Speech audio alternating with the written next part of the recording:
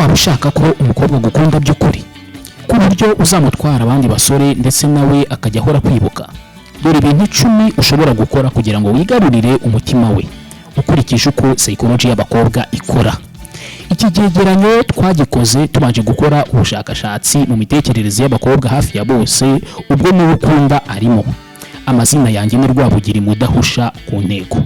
Icyambere, igaragaze mu buryo nyabwo abakobwa bakunda abantu b'ukuri badakina, irinde kwiyitirira ibyo utari byo. Kwerekana umuco wawe, intego zawe n'ibitekerezo byawe by'ukuri bizatuma akwiyumvamo. Icya kabiri, tega amatwi witonze. Abakobwa bakunda igihe wumva ibyo bavuga kandi ukabashimira ibyo bavuga. Akenshi ntibakeneye inama nyinshi, ahubwo bakeneye ko ubatega amatwi. Ibi bigaragaza ko wubaha ibitekerezo byabo kandi ubyitayeho. Icya gatatu, shyira imbere urukundo n'ubupfura, kugaragaza umutima mwiza, gukora ibikorwa byiza ku bandi no kwirinda amagambo mabi cyangwa ibikorwa bibi bituma abakobwa bagufata nk'umuntu wizewe kandi w'ingenzi. Icya kane, gira umwimerere mu myitwarire. Ntugere ku gushaka gusa kumushimisha, ahubwo ukora ibyo ukunda kandi ugaragaze passion yawe cyangwa se intego zawe. Umwimerere ni kimwe mu bintu abakobwa babona nk'ingenzi. Icya gatanu, garagaza icyizere cyawe. Psychology y'abakobwa ivuga ko icyizere cy'umuntu kigira uruhare runini mu kubatwara umutima. Gira icyizere mu byo ukora, mu buryo uvuga n'uburyo witwaramo. Icya gatandatu, ishyiremo ubugwaneza n'urwenya. Gukina neza, gusetsa no kugira ubugwaneza bigaragaza ko uri umuntu woroshye kandi ukunda kubana n'abandi. Ibi byoroshya ko umukobwa yumva yisanzuye imbere yawe.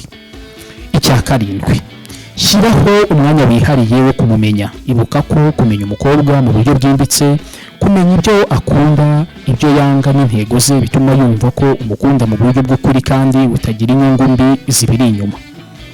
Icya munani, komeza kuba wiyubashye. Abakobwa bakunda abagabo biyubaha. Ntukajye urambirwa cyangwa ngo ugaragaze ububabare bw'amarangamutima buri gihe.